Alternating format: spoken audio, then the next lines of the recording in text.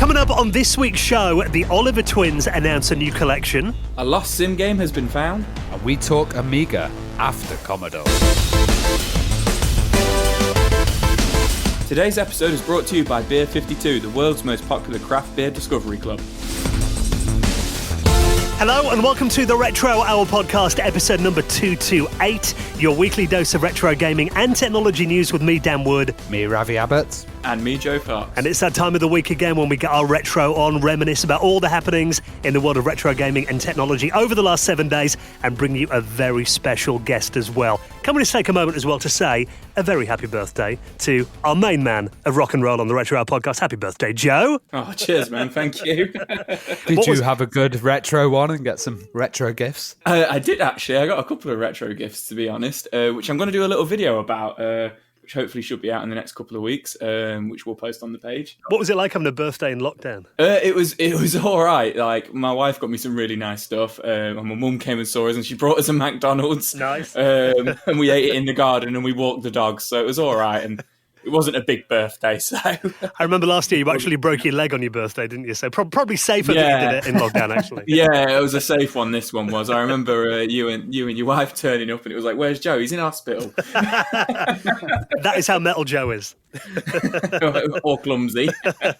Now, we have got some good stories to talk about on this week's show, including the Evercade reviews are in now. I've been seeing this everywhere. Obviously, a story that we've been talking about on the show for a couple of months now. And there is a brilliant new collection by the Oliver twins that we'll talk about. And we're going to be getting the story of the Amiga after the Commodore years. So now, Ravi, actually, this is quite good timing for you. You've been doing this little series of videos on YouTube, kind of exploring that, because you'd notice this kind of trend as well, that most of the Amiga history kind of cuts off in like 1994 when Commodore went under. Yeah, a lot of people kind of don't actually realise many companies had Amiga afterwards, which were companies like Escom, which were the huge PC retailer, Gateway as well, Gateway 2000, they were the big PC retailer. And you know, there's kind of an existing community with Amiga, and it's kept going all this time through all these different companies, and no one's really covered it. So I did a little video on Escom, and that's really interesting. But we've got Trevor Dickinson and David Pleasance on today, and Trevor's actually done quite a few articles for Amiga Future magazine, and they've been really interesting because he's got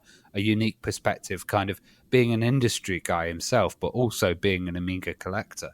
Yeah, and David, obviously, he was the MD of Commodore UK until 1994. And actually, it's quite interesting because the reason that we've got Trevor and David on together is, I mean, we've had them on both individually in the past. David obviously did his book all about Commodore and his time there a couple of years ago now. Well, the reason we've got them on together is they're both teaming up to do a new book all about what happened to the Amiga after the years of Commodore. And like you said, it's an interesting partnership because Trevor obviously is still very actively involved in the Amiga, and he's done a lot of research due to these articles. He's helped produce hardware as well, you know. Yeah, he's actually one of the main Amiga hardware manufacturers today. And David is kind of learning this history of what happened to his baby kind of after he let go of it through Trevor.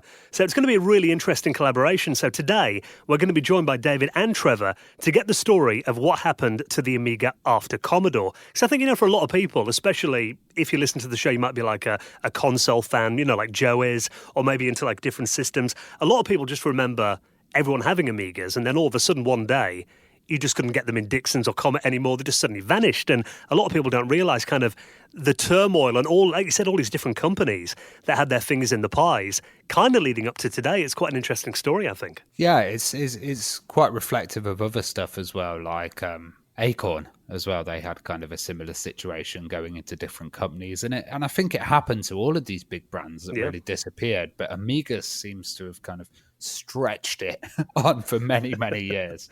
Well, we've all said you could make a movie out of, like, you know, the Amiga history, I think, couldn't you? Oh, for sure, yeah. So we're going to be joined by David Pleasance and Trevor Dickinson talking about their new book, which is called From Vultures to Vampires, the Amiga After Commodore. They'll be on the show in around 20 minutes from now.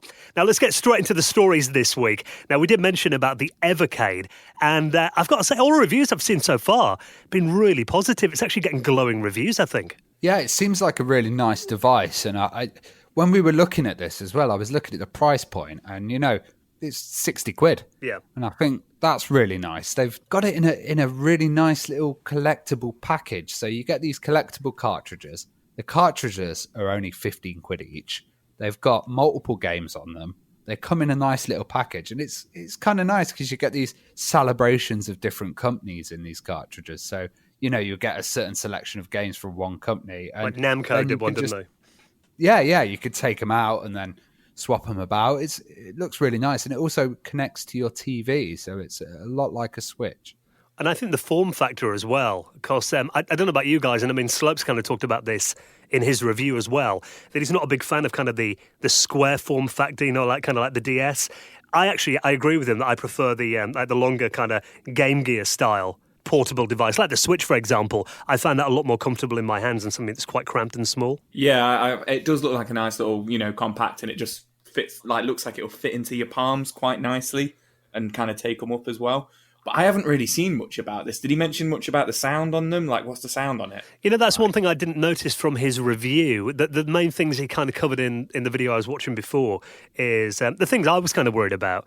Kind of the feel of it. Did it feel cheap and plasticky, which he said it doesn't. Yeah. The D-pad and the action buttons have a good response on them as well. There was a couple of things that I've seen other people mention, kind of if you're playing like Mega Drive games, for example, on it, obviously the button layout is different to what you expect from a Mega Drive controller, but I guess they can't please every platform by having individual button layouts for them all. Yeah. That is true. And Ravi hit the nail on the head there as well. They're only £60 and £15 per cartridge. Like, a lot of these kind of like mini consoles and stuff and clone consoles, they can cost hundreds of pounds. So I think that's a pretty good price point. And some of these cartridges, like the Atari collection, you're getting 20 games on there. Yeah. And I think the cool thing about it is actually when I have these emulators, usually on a handheld, I'm just spend ages going through lists of stuff. And it's actually quite nice to have a little kind of curated collection where you can just pick the best out of them. Apparently the emulation on it's really good too, which was another thing I was concerned about because, often with these it's quite hard to nail down all the individual emulation and make everything run smooth, but all the videos I've seen so far, people seem to be complimenting it for kind of, it's obviously not up to real hardware standards, but apparently it'd be quite hard pushed to tell the difference. Yeah, and they've got some really cool collections here. They've got the Lynx one, they've got Mega Cat Studios, who we've had on, Namco, Xeno Crisis and Tanglewood as well. So they've even got the new ones, but they've also got the Oliver Twins collection, which has just come out, which I think looks absolutely fantastic. And it's a charity cartridge. All the profits of the cartridge are going to go to the National Video Game Museum. And as we know, they're struggling at the moment because nobody's able to actually go and visit. So there's 11 games on here. We've got Treasure Island Dizzy, Fantastic Dizzy, Dizzy the Adventurer, Panic Dizzy, Wonderland Dizzy. Essentially, most of the big Dizzy games seem to be on here as well. They've also got Super Robin Hood on as well, which, being from Nottingham, that kind of, resonates with us, of course. But, 11 games. And I think looking at the Evercade launch lineup, I've been having 112 games, I believe it is, on launch. For any system, that's obviously a lot of these are classic rebundled games, but it's quite a nice library, especially at that affordable, £15 for a physical product. I think it's actually pretty good value. Yeah, and also the Oliver Twins have been really busy recently. So their website, olivertwins.com, absolutely fantastic. They've just redone it and you can check all the games and kind of resources on there as well. It's a beautifully well done kind of historical archive. So if you want to get hold of the new Oliver Twins collection, of course, we'll put a link to that and everything else we talk about in this week's show in our show notes at theretrohour.com. Now, obviously, Ravi, you're a big fan of games like SimCity back in the day. Oh, I loved it. This is quite interesting, though. A lost sim game has been uncovered. Now, this was something that I have read about before. I know over the years there's kind of been this story about this game called Sim Refinery, that if I remember correctly, wasn't this a game that was made specifically for like a company? It was never meant to be released properly? Yeah, so as we know in America, there's a lot of kind of oil refineries, and this was for Chevron. What basically happened was I remember back in the days, games like Theme Park actually used to be used as like management training and stuff. So this was a special game that was made just for Chevron. And a retired chemical engineer from Chevron had an old floppy disk. So he kind of made a digital copy and uploaded it onto archive.org. And it's a really weird game. It kind of looks exactly like the early version of SimCity. But it's all refinery based. Sounds fun. Yeah, it looks pretty obscure. I don't think there's going to be loads of people going for it. But if you're a Maxis fan, then this is just one to add to the kind of selection. Because I remember there were so many ones. Sim Safari, there were Sim Ants, there was a Sim Farm as well. So if you're doing a complete kind of video of all the sim games, this would be a great one to add in. Because apparently Maxis, I'm reading the article here, apparently they got like a lot of requests after SimCity came out from companies who wanted like a simulation game for their industry. And for some reason they agreed to do it for Chevron. And Will Wright was talking about it, saying essentially this game is a simulation of Chevron's refinery operation, all about the people in the company showing how a refinery works. So it wasn't really so much for the engineers. It was more for people like the accountants and the managers who walked through the refinery every day but didn't know what all the pipes and things were carrying. So the idea was that they would learn more about the refinery by playing the game. That's awesome. And this game's actually been released to play. Yeah, it was uploaded onto Archive and it's since kind of been taken down, but people were able to download it. So I guess maybe that's because of Chevron, or maybe Maxis won it down or something, but it is out there.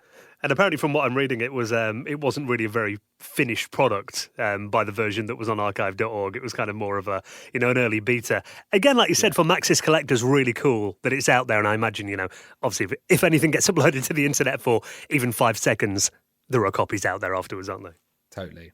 Now, I know, Ravi, you're going to be really excited about this next story, being our resident Vectrex fan. Even though you haven't actually got a Vectrex, every time that we go, it's like a retro gaming event, you're normally just swarming around the Vectrex machines. Yeah, and this is a device which will enable me to have a Vectrex. So it's called the Scope Trex, which is absolutely awesome.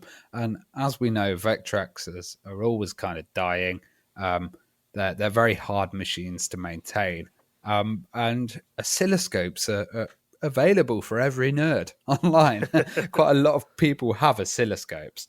So what this is it's an actual PCB that plugs into the oscilloscope, and it basically enables you to play Vectrex games on there. So it draws them in the kind of vector way that the Vectrex would, but also it's got a AY chip on there as well. So you can get the full kind of sound coming out there. You could probably even put the overlays on there if it was the right size as well. So hold on a minute. I'm not an educated man. So what's an oscilloscope? An oscilloscope is it's for reading kind of. Is it, Hey, it's good to see we're all in the same boat. Well, essentially, it's for reading signal voltages. You've probably seen it. It's kind of these little devices that you get squiggly lines kind of wobbling around the screen when the voltage increases. Yeah, I know what you mean now. I love how you had to look that up. Could you hear me typing into Wikipedia in the background? No, I know what you mean now. That's cool, though. Yeah, but I guess a lot of these are based on like CRTs as well, aren't they? So it's and they have got that kind of look that the Vectrex has got. Yeah, and like people would originally be playing kind of Pong on them. Yeah. And there'd always be kind of weird versions. Like I think there's even Doom for the oscilloscope. Of course there's going to be Doom for it. Another thing as well is the controller as well, which was a little kind of set of analog joysticks. And this is actually made a little board, a custom board, and they've put a dual shock style thumbstick in there, which looks amazing. Absolutely wicked. So you can basically create a Vectrex at home with all the kind of spare bits that you've got, but also use your scope for demos and stuff like that. So I'm really interested actually getting it now that I know what an oscilloscope is. Just can't pronounce it. Again, I always love anything like this where, because I mean, like you said, Vectrex, they're actually quite difficult to get and quite pricey now to get kind of original Vectrex at work. Because, so many of them based on, CRTs and, if one component in there breaks, I mean, they are quite repairable, I imagine, but because they're so big, trying to transport them around and everything is probably not the easiest. So good way to actually be able to get one at home. Because again, it's one of these systems that it's quite hard to emulate that, I imagine, on a PC and get it looking right. Yeah, totally. And he's kind of released the schematics for this motherboard replica for free, full schematics, which is awesome because this might mean people might do this in FPGA in the future. You might end up getting a kind of really small implementation that you can just pop on your scope and then be able to play some games. But I'm loving the AY chip as well because a lot of people at the moment, like Citrix and stuff, have started playing with Vectrex and trying to get the sound out of it as well. Well, I look forward to the video of you making your own, Revy. Yeah, I just need to get one of these heavy oscilloscopes delivered to my house first. I was going to say, it could be a cheaper option because I've just looked on eBay how much Vectrexes are going for these days. Yeah. How much are oscilloscopes going for? I'll have a look. Keep us updated, Joe. I will do. Now, obviously, in lockdown at the moment, I mean, I've actually just caught a little glimpse of myself in the reflection in the window with my COVID haircut. And my mate is in the next room. He's actually got his hair in a ponytail at the moment. Got a little bun tied up on his head. Is it like Friar Tuck?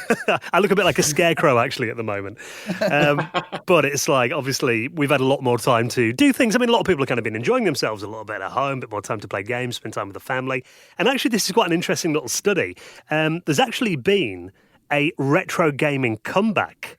Now, a lot of people, it turns out, by this new report conducted by a company called Uswitch, apparently a lot of people have been checking Google for retro games a lot more than had been before lockdown. They reckon that apparently Theme Hospital, which is one of the most searched for retro games in the UK, as of last month, apparently it was up 235%. A lot of searches. And apparently things like The Sims and Roller Coaster Tycoon have started making the top lists of retro games that are trending in Google as well. So it kind of seems that, I mean, they've got this quote here by the guy who's done this study at Uswitch.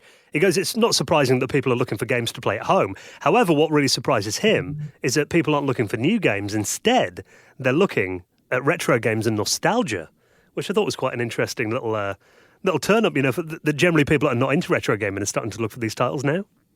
I feel like, these 800,000 searches, it says according to this article, might all just be my wife.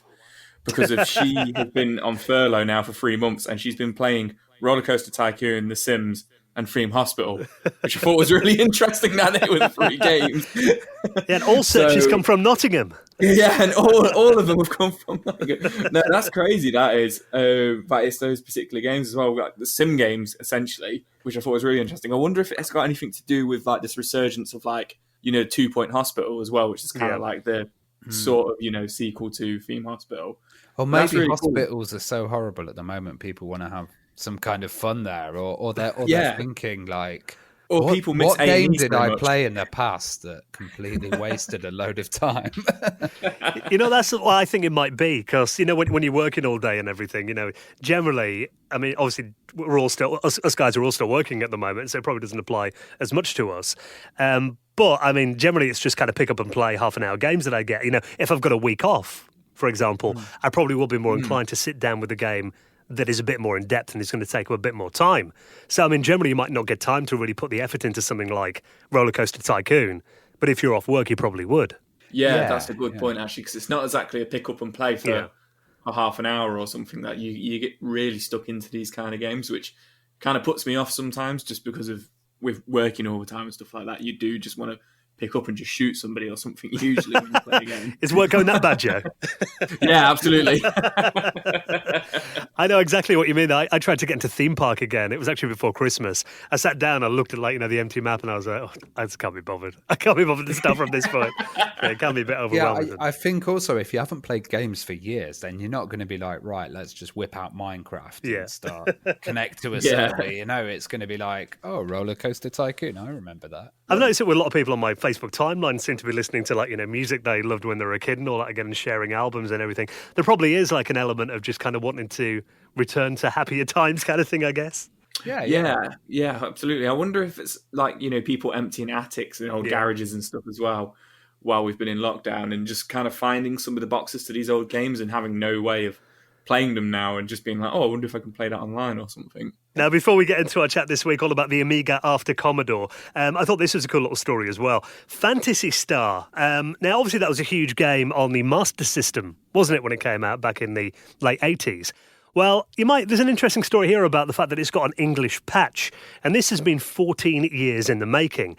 Now, a lot of people might be thinking, well, the game came out in English as well, but because back then, you remember, back in the day, a lot of these video games that were made in Japan generally were translated to English by, people that were working there in Japan who didn't know English language very well. There was nothing like, Google Translate available then. So really, they had to do their kind of closest approximation of what English sentences were. And obviously there are some infamous ones like Nintendo's Pro Wrestling, and when you win that, a winner is you. We've obviously got, all your base are belong to us. Yeah, then there's X-Men Welcome to Die. And congratulations in Ghostbusters for the NES. Yeah, there was a lot of them back then. And it turned out that Phantasy Star was one of those games that, didn't have a very good English translation. So it turns out Frank Cifaldi is one of the guys behind this, who works for the Video Game History Foundation. And they've actually spent quite a long time going through it, completely rewriting the script and translating it into actual proper English. So the gameplay is a lot better now. There's a few other things they've done as well, like FM audio support. They've improved stuff like, there's a hair colour toggle in there as well in this new Fantasy Star retranslation that just got released this week. So I think it's really cool, to put that much effort into a game that you loved when you were a kid, to kind of, bring it up to modern standards and improve it.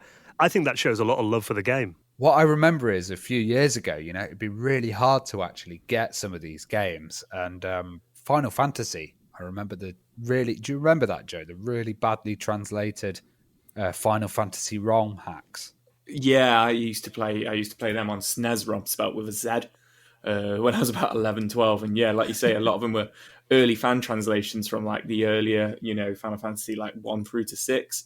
And they always try to like westernize them as well. So it was like saying on this Phantasy Star 1 on the original Sega Master System, they changed potions to burgers because they're trying to like westernize it. And yeah, like you say, the Final Fantasy games, they used to do that as well. So it's cool to see, like Dan says, to see these like people who played them when they were kids just actually not just make the translations better, but just put them back into their kind of like original form as well. Yes, if you do want to give it a download, I'll of course put the links to that and all the stories this week in our show notes at theretrohour.com. Now, obviously, summer is here, and I think the weather's actually going to pick up again in the UK this weekend. I don't know about you guys, been spending a lot of time out in the garden, out in the sunshine recently, and there's nothing better than hanging out in your garden, maybe a Nintendo Switch in your hand, and playing some of your favourite games while drinking a delicious, refreshing beer. Well, this week's show is brought to you by our very good friends at Beer 52. Now, check out this for an incredible offer. We've got, and I know your guys' eyebrows are going to raise when I say this, free beer. Are there any more magical words than that? No, I think they're the most beautiful words that you can ever say to a man. Well, we've got a case, 8 craft beers, sourced and curated from the best breweries on the planet. All you need to do is cover £5.95 for the postage, thanks to our very good friends at Beer 52. Now, obviously, at the moment, we can't go out to the pub and enjoy Beer Garden there, so why not have Beer 52 bring the beer to you? Now, each case is delivered direct to your doorstep.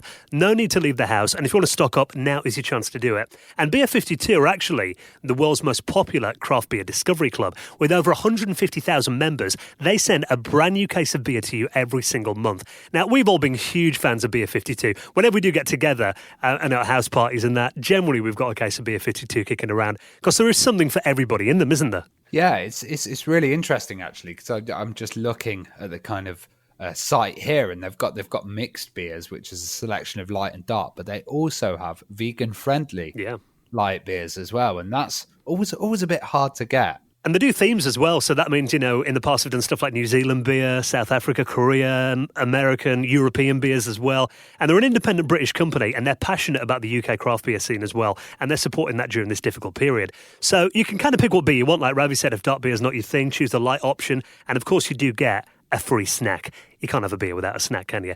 And their award-winning beer magazine, Ferment, is included too. And of course, if you change your mind, you can pause it or cancel your account at any time. So we want you to have this case of 8 craft beers on us. And of course, for claiming it, you'll be massively helping out the podcast by doing it. All you got to do is head to their website right now, beer52.com/retro, to get your first case of 8 beers for £5.95, beer52.com/retro. And let's just take a moment to thank our incredible patrons. I've been blown away by how many people have continued to support us on Patreon during these difficult times over the last few months. I think we're up to, 131 people supporting us on there now? Yeah, it's absolutely amazing. And, the whole idea of this Patreon is that you get bonuses. So you get an ad-free episode, you get backstage stuff, you get the episodes early as well. But you're also helping us get a studio. And the main thing about a studio is people have kind of been asking, have you guys got the studio yet? But we want to wait until we can actually get in there properly. Yeah. If Now's we not the get a best time. studio and get locked out, then that's going to be a bad situation. Yeah, and I mean, I've actually got all the equipment. I've paid about about $5,000 out of my own pocket just to get all the kit ready to go in there. We just need a place to rent and get a soundproof room built and all that. Which your help is going to massively contribute to that. So we really appreciate all your support so far.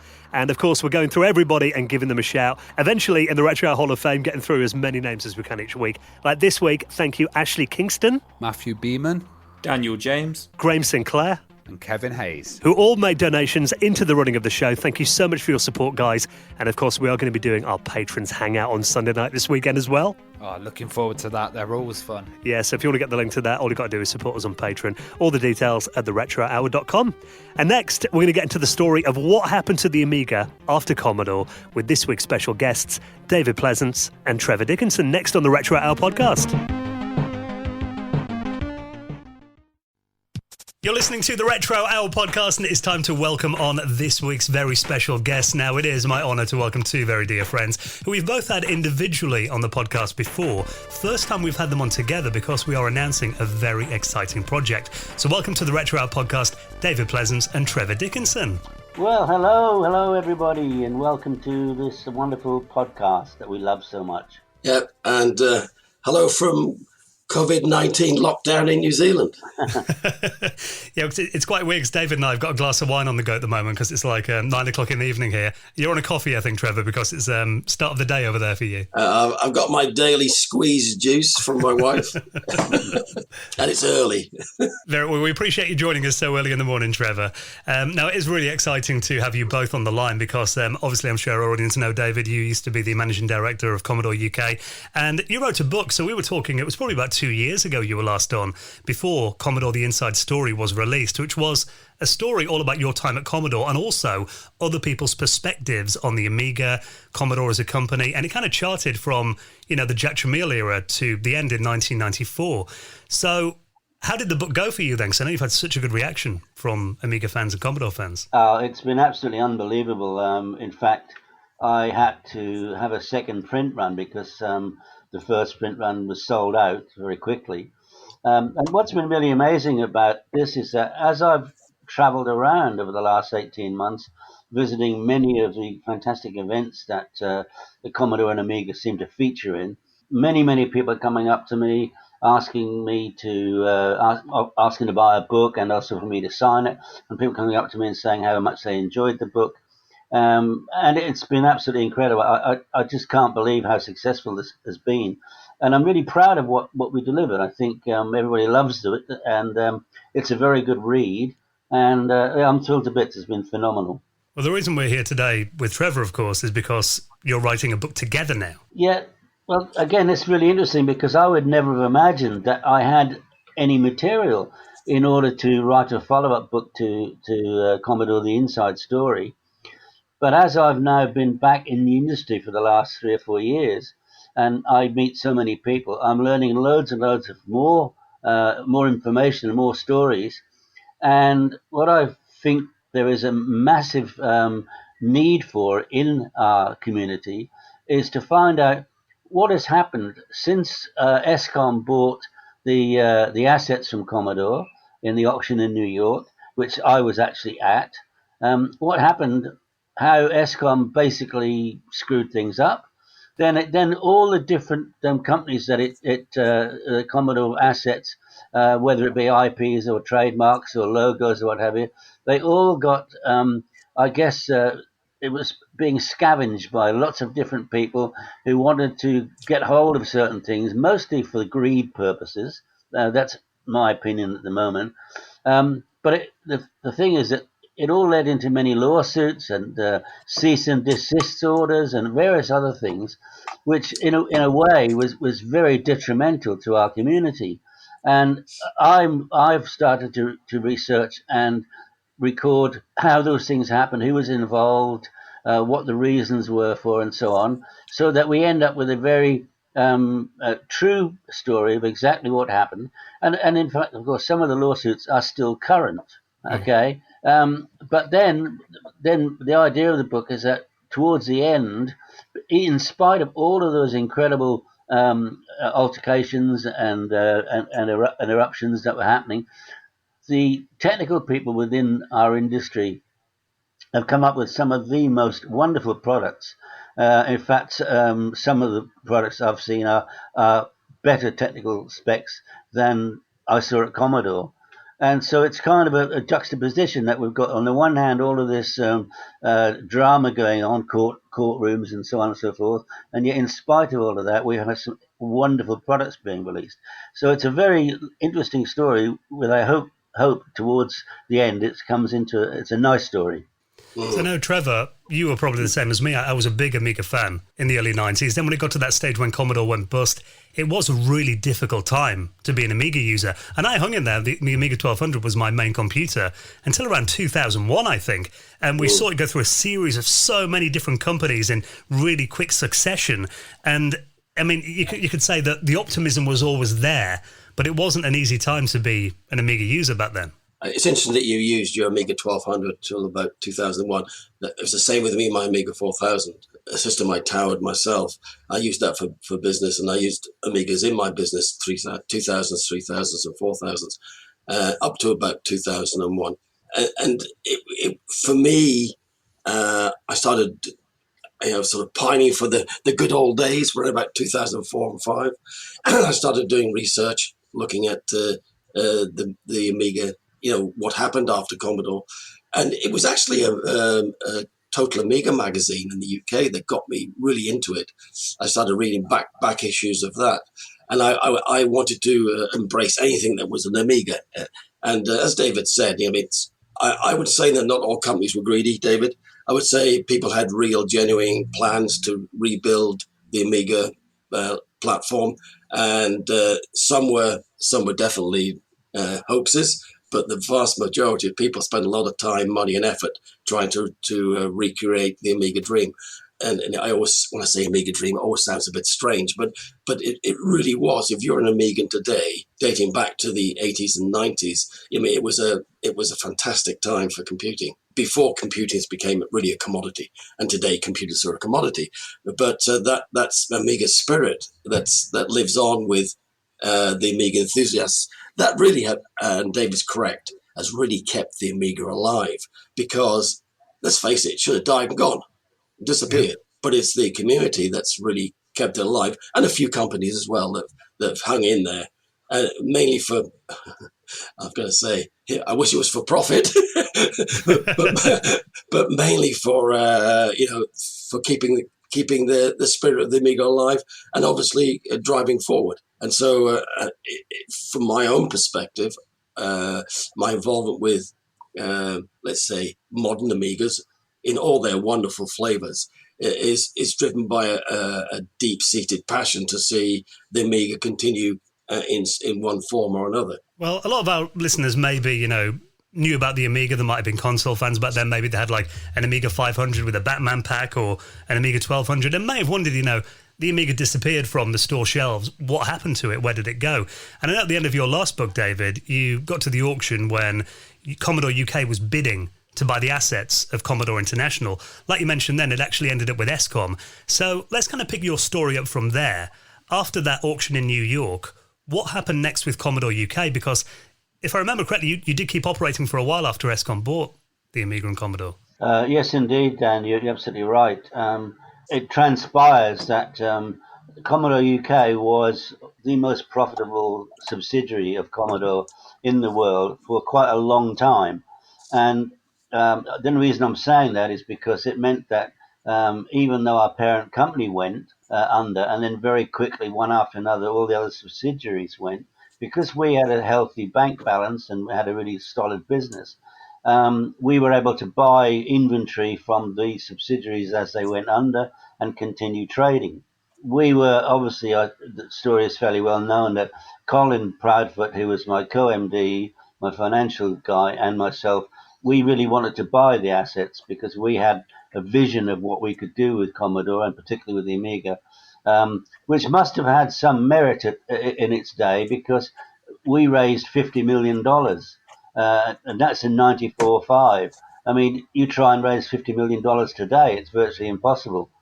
Anyway, the story is, of course, that we got cheated out of it. But we went to see Manfred Schmidt, who was the founder and managing director of ESCOM, and we suggested that it might be a worthwhile thing for him to consider buying Commodore UK as a going concern. And there were a number of reasons for that. One was that because we were still trading.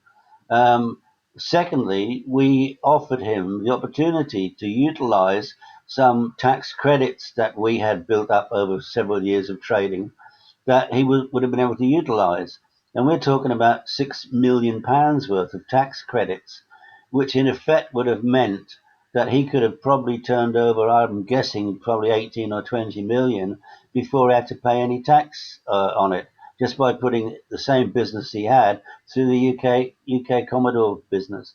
But he tried to, and I think this is probably indicative of them as a company, he tried to blackmail Colin and I, and he said that I will buy Commodore UK, but only if you and Colin work for me. And frankly, we didn't want to work for him. And then he said, well, in that case, then he said, you'll have to go back and tell all your employees that they're out of a job because you turned me down. And Colin turned back round to him and said, now you know why we don't want to work for you. That was an exact example of what he was like. So we then ended up obviously closing the business itself. We still had losses and some people didn't get paid. But compared to everybody else, we were, by far the strongest, and there was much less debt with Commodore UK than any other company. Do you remember that last day in Maidenhead then when you closed up and locked the building up? It was horrific. When you're seeing people coming around like scavengers bidding for things, well, I'll give you £5 for that table and £2 for this and all of that. It was horrible, really. But more than that, it's like because it was the end of an era, and for me personally, I mean, it had been such a huge part of my DNA for 12 and a half years. It's really, I'm guessing, although thankfully I've never had the feeling, but I'm guessing it must have been like losing a child. Well, I know the auction process lasted a long time. It was about a year from memory. And all the time the magazines were keeping really optimistic about it. And then when we learned that ESCOM was buying the Amiga, I know, Trevor, you've written extensively about, the kind of post-Commodore era before. So ESCOM, I mean, for people that might not be familiar with them, they were a German PC manufacturer. Yeah, they were probably the largest or second largest PC manufacturer in Europe, and they bought out the Silica stores in the UK. I think they bought 100 odd stores. And Rumbelows, if I remember correctly. Yes. Yeah, and Rumbelows, yeah. And in fact, my first PC was an ESCOM PC bought from one of those stores, actually in Irvine in Scotland, where I was living at the time. What a piece of junk. Sorry, I shouldn't say that. It's unfair.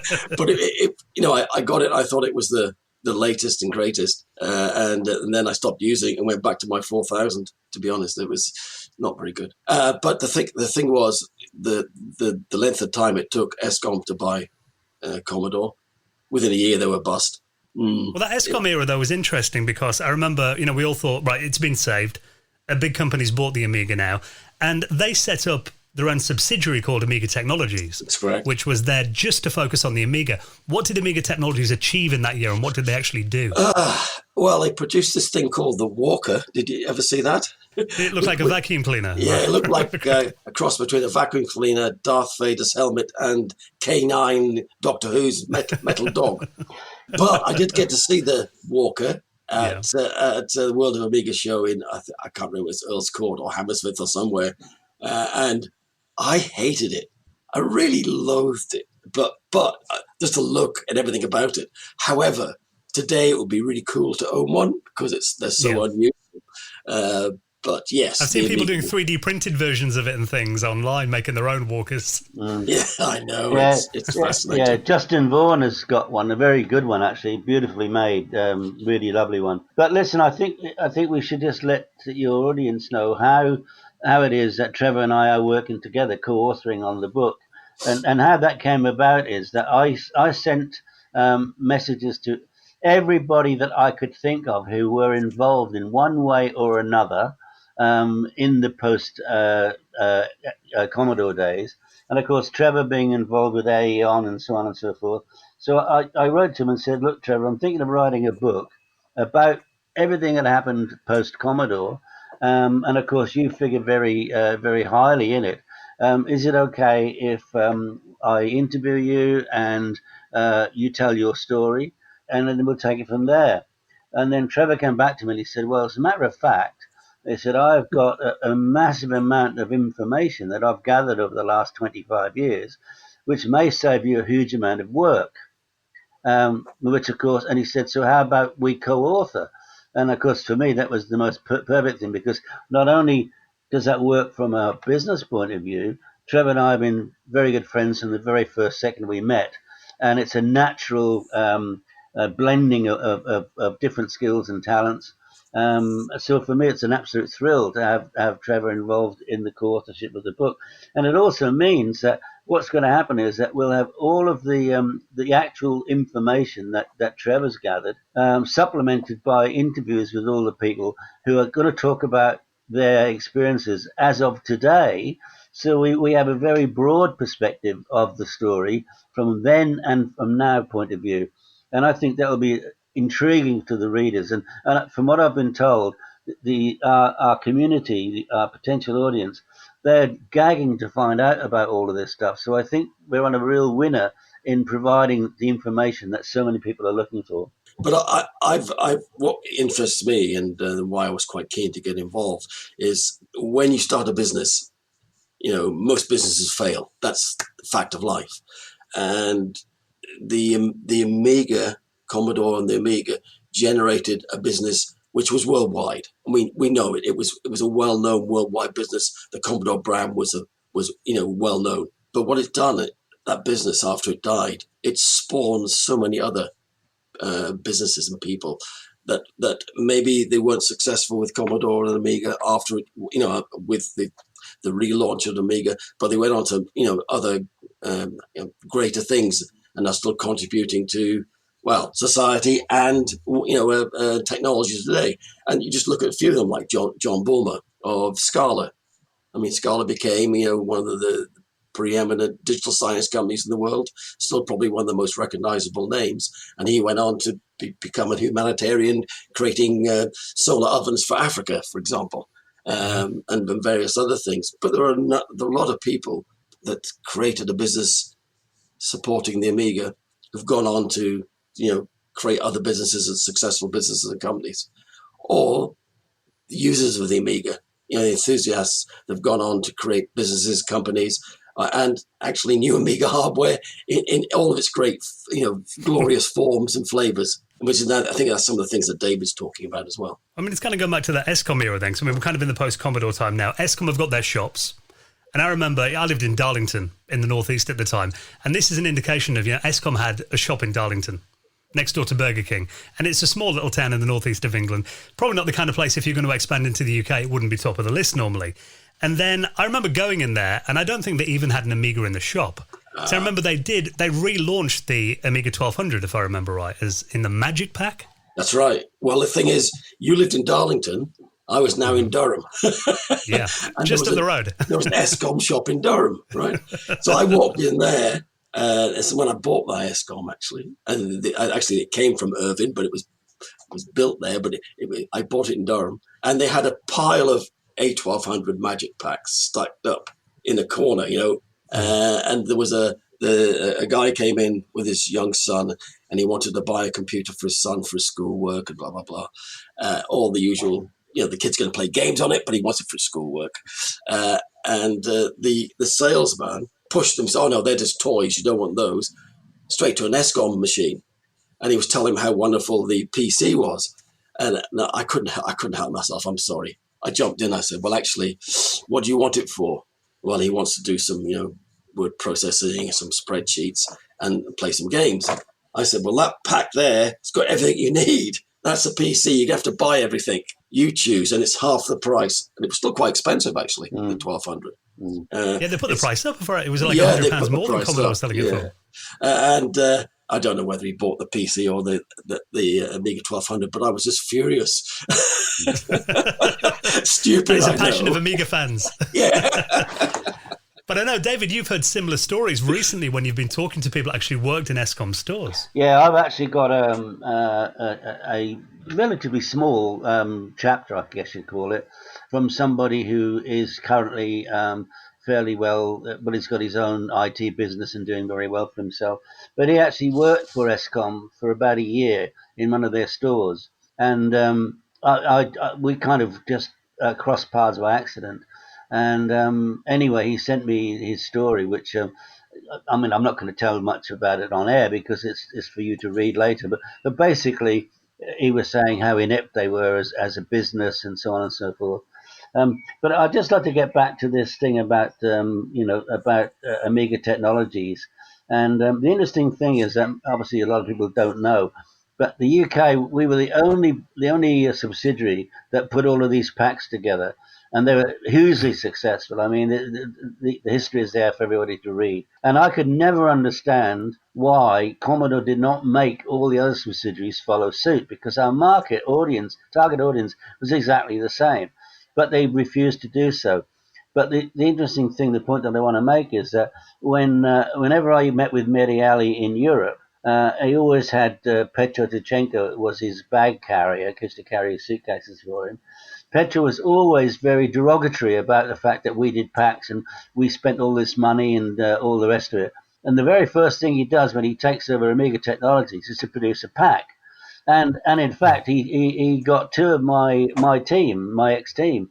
He got John Smith, who probably my longest term friend, who worked for me as a salesman, and he got Jonathan Anderson, who I actually stole from the Silica shops a few years before, because Jonathan was a terrific marketeer, and I wanted him to join my team, so I had to go to SDL, who were a distributor for me, and say, look, I know this is probably not ethical, but I want to steal one of your staff. But Jonathan was the guy that used to get all the packaging quotes and stuff like that. He was really good at that. So Petro Tichenko got both of those guys, and then they produced the Magic Pack, which I thought was really as a nice homage to me, in effect, really. How well did they sell, though, Trevor? Do you know? Did they have much success with these like post-Commodore Magic Packs that ESCOM released? Well, yeah, I think they sold quite a lot. I mean, in fact, and that kept the...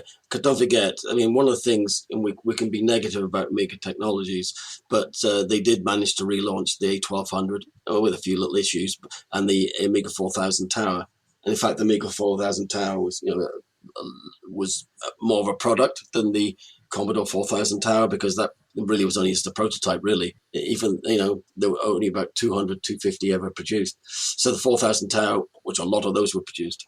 They did produce something, and they did sell, but within a year, of course, of being acquired, then ESCOM go bankrupt. So, or have their funding, their creditors, call in the receivers, the German receivers.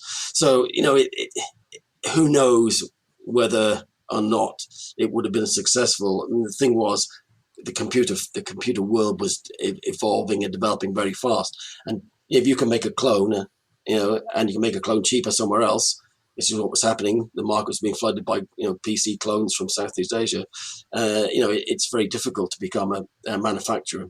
A PC manufacturer. And that's something David and I have spoken about before, the fact that, especially at that time, you had Intel bringing out, the 486, the Pentium, all within like a year or 18 months of each other. Yeah.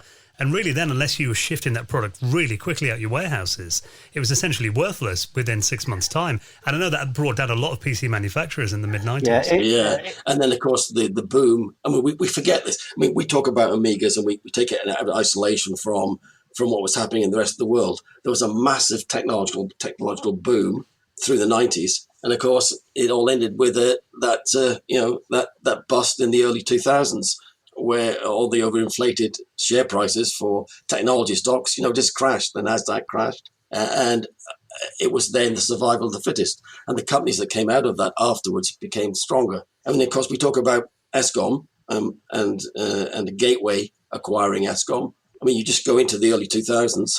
What a time to acquire the Amiga Technologies. 1st of January 2000, just on the verge of the .com bust. And the Millennium Bug. Yeah. The Millennium Bug that didn't affect the Amiga, of course. Yeah, you've also got to remember that during that time, this was the time when, as we were just saying, that Intel they were creating absolute chaos in the industry because they were the only business I've ever known that used to eat its own young. It used to launch a new chip, and then before that was exploited, before people had a chance to take them into stock and put them into machines and get them out there, they'd release a better one for less money. And they did this time after time after time. So that obviously caused a great deal of instability in the PC market. This is at the same time as ESCOM, of course, were having difficulties. They overreached themselves. I mean, let's be honest about it. They didn't know what they were. ESCOM did not know. Were they a manufacturer? Well, actually, they weren't. They never manufactured. They bought PCs in. When I spoke to them at the auction, the reason they wanted the Commodore assets is they wanted the CBM name. Because they put the Commodore name on PCs, didn't they? And they had a range of them. That made perfect sense to me, to have their ESCOM as the low-end range and bring in a slightly better spec machine, badged CBM, which they had the rights to do. That would have made, for me, reasonably good sense. They could never explain to me why they wanted the Amiga, and I think, to be honest with you, they just did it to be spiteful, I think. But then again, then you add to this the fact that they opened all those shops. So they didn't know if they were a manufacturer or a distributor. Then they opened all these shops. So are they a retailer as well? But of course, in all of those shops, the people who worked in those shops, they were Amiga sales prevention officers. Well, then we get into 1996 and ESCOM goes bust. And then, I mean, I think everyone but the most hardcore Amiga fans probably dropped off at that point. Then we had a succession of these small little companies that I remember. Trevor, you might be able to fill us in on VisCorp. Who were they? Oh, well, VisCorp, that's Bill Buck was the CEO of VisCorp. Bill Buck, a number of people tried to acquire the Amiga technologies after ESCOM. And Bill Buck actually supported Amiga Technologies financially for a short while. And if you look at one of the Amiga magazines of the day, there's a front cover saying VisCorp acquires Amiga, because he's done a deal with the German administrator to acquire the assets of Amiga. It never happened for whatever reason. It never happened. You have to read some of the information, VisCorp wanted the Amiga for a set-top box, the Amiga technology for a set-top box. Like a Skybox? I guess it'd be like a T-Bow now, or in the States, or a Skybox now, something like that. And so it never happened. And so that leads to another whole chapter of development, which, really is interwoven with the whole post-Commodore Amiga story. Well, I remember hearing all these stories at the time that there was going to be, technological advancements with the Amiga. I remember around the time Apple went PowerPC. And I know that, David, you've spoken in the past about this incredible technology that you saw at the end of Commodore, the Ombre chipset and the AAA. And I always wondered, why ESCOM didn't work further on that. Was it the fact that they didn't have a completed product and it was too much R&D? Let's be honest, they went bust very quickly. So, but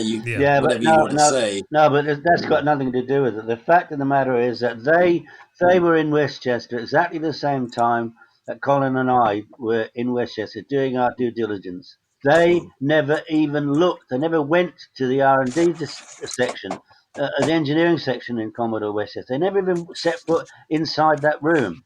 So they didn't know about Ombre. Yeah. But I got because it was Dr. Ed Hepler, and a very nice man he is too. And I sat down and said, please, can you show me something?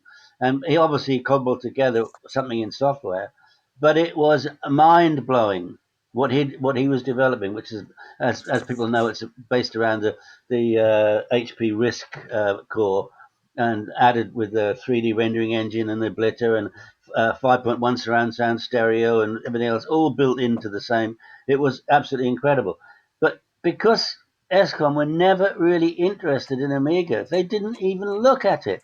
So they let the engineers go. The Commodore brand. Yeah, but that's what I never understood, why at the auction, when we said to them, let us buy the Amiga section, we'll pay you for that now.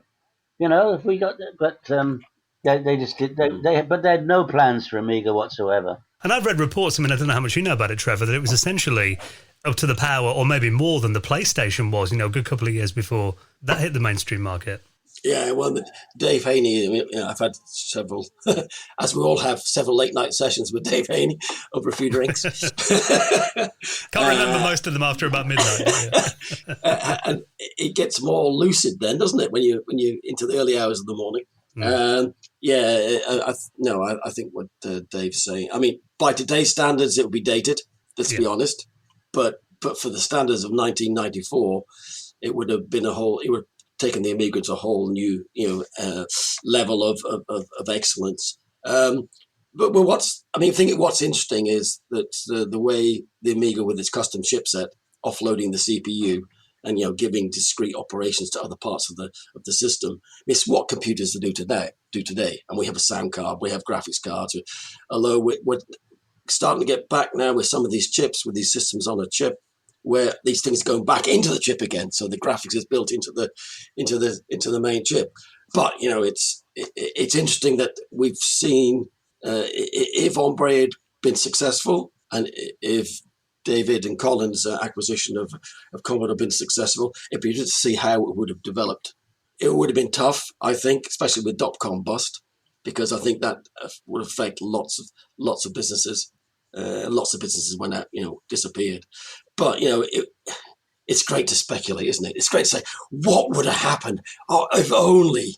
I mean, I wanted my Amiga 5000, so I really wanted an Amiga 5000. I was so disappointed. You had to make your own in the end. Happen. So I had to do it myself, didn't I?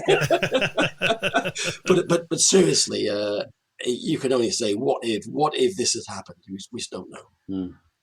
Well, then we get to the late 90s, and by then you think, I remember posters being made, this mascot Amiga the Survivor. And it was a picture of a beaten up Amiga 4000 with bandages, and it was on a crutch. That was good, though. I like that one. It was really good, but it had been through so much at that stage, and so did its user base. And then eventually, as you mentioned before, Gateway 2000 came along. And again, I mean, this was I remember that being it was ESCOM, but on a bigger scale. It was a huge American-based PC manufacturer, global brand. Yeah. You thought, they might have a fighting chance of getting the Amiga back in the mainstream. What did they want with it? Well, I think it's probably the same as ESCOM to start with.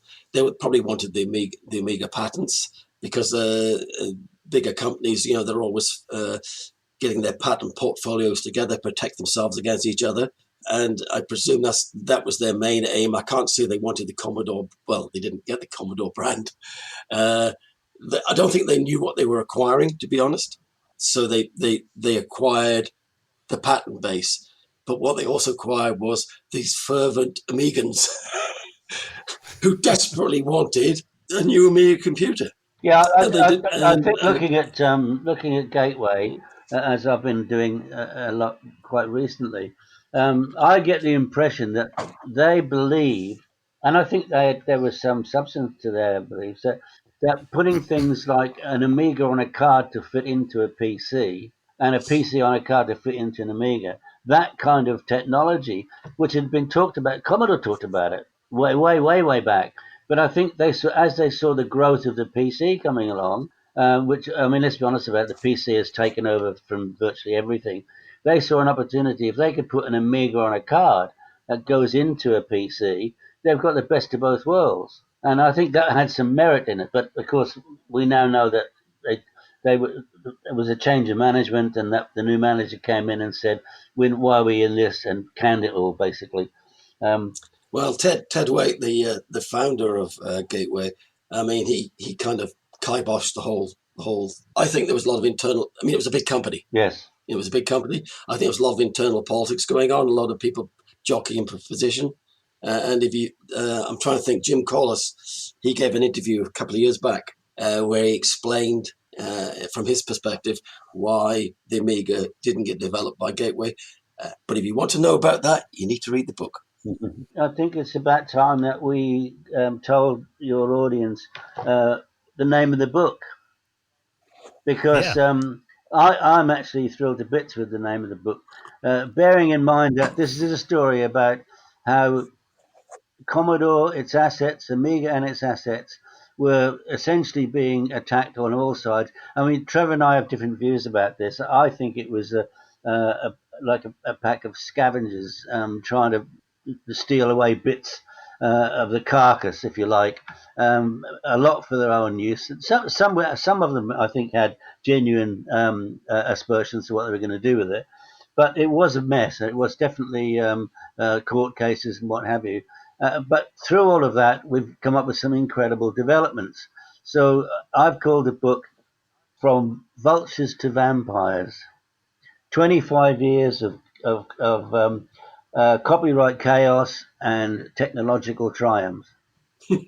Now, Vampires obviously refers to one of the latest Amiga developments, which is an FPGA kind of super card that you put in your Amiga, and it makes it 100 times faster and more powerful graphics. You can play videos on it and everything, which is just one of many exciting developments in the Amiga world right now. I know while all this was going on, David, this ESCOM and Gateway and everything like that, you were completely out of all this sense. I mean, did you know about it at the time? Were you keeping up with this, or is this something you've had to catch up with in recent years? I knew absolutely zero.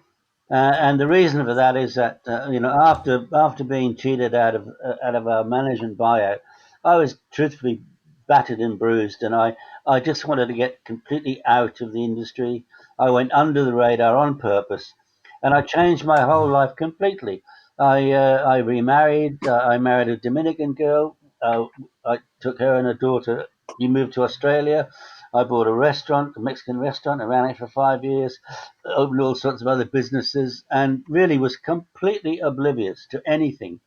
And that's why when I ultimately came back into the industry, which was as a direct result of being invited to be a speaker at the Amiga 30 event in Amsterdam, those guys asked me to go there.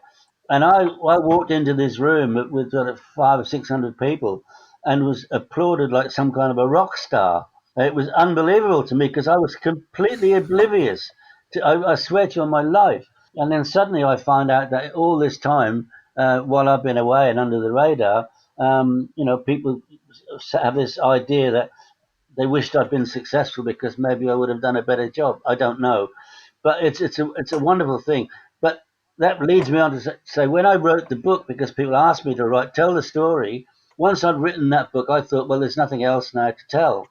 But since I've been back in the industry since 2015, and I now meet so many people in different positions, and they're all telling me their stories about what happened, and I think there's another book here. And so that's why, and again, to be honest with you, I've been asked by many people who bought the book, say, when is the next one coming? When's the next one coming? So I just discovered that there is this untold story that's waiting to be told in the same way that Commodore the Inside Story was created. And I think it's fascinating that the readers will be kind of going on a journey with you as you kind of learn all this stuff as well that you didn't know about. And that's why, again, I said earlier on, it's a perfect match for Trevor and I to be working together, because he's got all of the solid information in chronological order. Well, most of it is. I'm still finding one or two little bits, but most of it's in chronological order that I want to add the juicy bits to, which I think will make a more interesting read. And people know that I don't hold back when it comes to writing the juicy bits. I should also mention too to your audience that actually we've launched the Kickstarter today, Friday the 12th of June. So I can look on it. It's going to be you find the Kickstarter at davidpleasance.com. And the interesting thing is that we've got the vampire people, because I named the book Vultures to Vampires, because in my opinion the vampire is just the most fantastic technology. They've agreed to give away as a prize when the book actually comes out. Let's say it comes out in 8 months' time. I can't say when exactly, but when it comes out, whatever is the latest version of the Vampire 4 standalone, that's going to be the prize to the winner. So it's a fantastic thing to link in with them on that basis. It seems now, 25 years after Commodore, after the last Amiga was on sale in a mainstream shop, last time you could walk into Curry's and get one of Dixon's, the community seems stronger than ever now. Yeah, but yet, there must you have look been around a dozen. and there's no other computer that attracts that kind of following. Why is that? I don't know. It's amazing. I mean, if you walk around at Amiga 34, there was a dozen projects going on. I mean, the Warp 060 project. Yeah, I've got one here. It's incredible. Yeah, I mean, fantastic. Yeah, the Vampire project. All the little sub projects. I mean, I'm not even talking about Aeon stuff. I mean, Aeon stuff I mean, the table, the A1222, is 1,000 times faster than a Vampire, and it's got modern graphics, and it's got plays video playback 4K and everything else. With Vampire can't compete with that. But the Vampire takes the retro classic Amiga, to perhaps one of its highest levels of classic. When I say classic, I mean 68K emulation in FPGA. And of course, what's really big these days, what is really big is that retro craze, whether it's, Sinclairs or Macs. There's even retro PCs, would you believe it?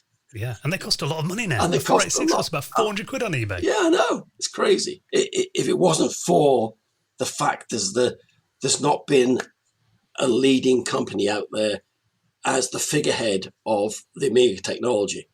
There's not been. And with all the court cases that's made it fractured, Yeah. without having that leading company, you get diaspora of Amiga talent going all over in all different directions. Yeah, I think it's great. Let me explain the reason why I particularly like the Vampire. That product opens a door to a whole new market, which I've already discussed with the Apollo guys about what that new market is. It's a whole new market that would take this technology into a whole different realm. David, for you, coming back, and getting back into this in the last 5 years, does it kind of blow your mind that people are still really into this stuff and how far people are taking it? Yeah, I think when you consider that the custodians of Commodore and Amiga after Commodore, they've really, excuse my expression, but they've crapped all over the users and the followers. They're treated them with such disdain. And that's the whole point of the book. In spite of all of that, the following, the community, and the technical people within it are just unbelievable. But again, let's not lose sight of the fact many of these people that are working on projects today, they cut their teeth on a Commodore 64 or an Amiga 500 in their youth, and that's what got them into the business they're into now. Some of those people have got top jobs all over the world, and they love reliving their youth because it meant so much to them. And the number of people who write to me and say, David, you've got no idea what you did, not me, but they say me, what you did, because you changed my life forever. And that is a community that you can't just recreate it. It spawned itself from people. We just got the right target market at the right time. It was like in the 60s, you had the music and so on and so forth, and then there was not very much at all for a long time. So when in the 80s and early 90s, the computer industry spawned itself in the games, it changed the whole generation. So never lose sight of that. That's what I think is really the kernel of the whole thing. And I think what we're seeing now, though, as well, Dave, and I totally agree with what you just said, is that the retro craze is reaching fever pitch, and it's not just Amiga.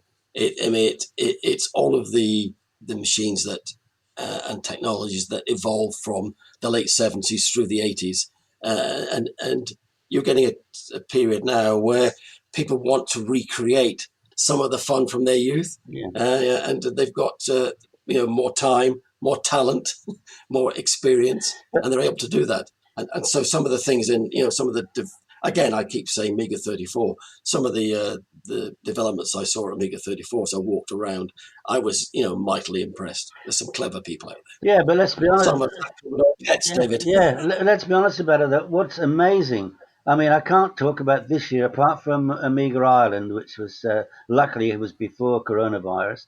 But if you take all the events that we attended last year, and they're all over the world, the place, not only is it full of oldies and so on, they're taking their kids, and their kids are getting into it as well. You see young kids playing Commodore 64s or Spectrums or whatever, and they're loving it. They're absolutely, because they've not experienced that before. Now, as I heard recently, somebody's reintroducing the Pong game. That's incredible to think. That's like I've gone back from electric light bulbs. I'm now introducing the candle. Well, at the moment you can walk into, when Game reopens again, you can walk into like HMV and you can buy a Commodore 64 Mini. They're back in shops again now. You can buy the 64 Maxi now as well. Yeah. I don't think it's called a Maxi. Course, yeah. Mind you, I always think about something else when I think of Maxi, but never mind, that's taking it somewhere else. Followed on by Pad. Exactly. But I mean, especially it must blow your mind, David. Did you think in 2020 that you'd be able to walk into a shop and buy a C64, or you'd be on a radio show essentially talking about your next book about the Amiga? Absolutely not. I mean, it's really, I don't know. It's like a Alice in Wonderland fantasy novel that somebody wrote under drugs. That's what it's like. It feels like that, Yeah. I just feel so honestly so blessed. For me, I absolutely adored working at Commodore. It was my DNA. I couldn't wait to get into work every day. My team was fantastic, and we loved every second of every day. It was just amazing, because even though, for example, I knew Nick Alexander, who was the MD of Sega.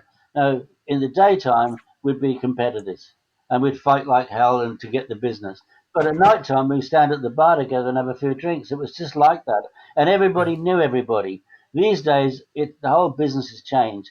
The software business in particular, it's all big companies in suits, and everybody's just a number. And I think that's really sad, because so many of the people, the great programmers, they get spewed over by these big companies. They get turned over. They get contracted to write stuff on it with a contract that is awful. They can't get out of the contract. They don't get paid. It wasn't like that in the old days. I mean, yeah, there's always some of that going on, but to be part of that cottage industry was absolutely awesome. And to reflect on that today in 2020, to think, position that I'm in at the moment, it's just truly unbelievable. Well, the book is called From Vultures to Vampires, live on Kickstarter today. What I like about it as well is when you first told me that you were going to write a book about the years after Commodore, I initially thought, is it going to be a depressing read? But like you said, then there is a lot to be celebrated afterwards as well. We had the dark days and the things that went wrong, but I think, like you said, it's a story that hasn't really been told in a complete kind of way. And so is the aim of this book then to kind of get these stories again, like you did in your last book, from the people that were there at the time? Absolutely, entirely that. And that's why I think it's going to be such a great read, because Trevor's done a huge amount of the donkey work in recording the things as they happened, because he was into it when I wasn't. But I'm getting today's versions of those days from people who were involved, and I'm talking about just about everybody. Every person I've contacted so far and said, "Look, I'm writing a book that you may not come out very well out of, right, because I always tell the truth. Are you up for it?" And not one person has said no. Will you be asking Petro Tichenko? Well, I mean, I, to be honest, we can disagree here, Dave. It'd be great to have Petro's input on it, because he, not from the point of view of the acquisition of the Amiga assets, but from the period of 96 through 2000 when he was involved in various stages. It'd be interesting to hear some of those inside stories if he's willing to share them. Yeah, well, Trevor, you and I, we have discussed this, and we've agreed that you can approach him because I won't. I will. And I'm not averse to that whatsoever. But I have got people from inside Amiga Technologies who actually worked for them giving their story as well. So it's not going to be void. Put it that way. Dan, I think we should just tell your audience that just over a week ago, I started another brand new initiative, which I felt was needed in the community. We've launched the definitive directory. We're asking everybody who has anything whatsoever to do with Commodore and or Amiga, whether they do podcasts or they write articles, whether they manufacture something, whether they repair, whether they create music or whether they create video games, whatever, to send in their details. So we end up with what's basically a yellow pages of everything that if you want to look for anything at all to do with the Commodore and Amiga, it'll be in the definitive directory, completely free of charge. I've asked people, I've got it posted on Facebook for the last week or so, and I can link that in our show notes. You've got a form, haven't you? Yes, there's a form there. They just send in their details, and then we will make it available on my website, completely free of charge, it's a service that I think everybody needs, and it will hopefully bring the community together even more so. Well, Trevor and David, it's always amazing getting stories from you guys. I mean, we've had many nights where we sat up till 5, 6 in the morning chatting about this kind of thing, and I can guarantee that anyone who reads a book that you are doing together is not going to be disappointed through a lack of juicy stories, put it that way. It's going to be such a good read. It's live on Kickstarter today. Obviously, a link will be in our show notes. Go and back it if you enjoyed Commodore The Inside Story, which I know so many people did, and you want to find out what happened to this machine that, we all had as kids, and it was in every high street shop. It's a really interesting story, so I'm looking forward to reading it. Thanks for having us on, Dan. Really appreciate it. It's a great opportunity. Next time, come out at a nice time so I can have a glass of wine as well. He technically could, but yeah. Maybe not the most productive day after.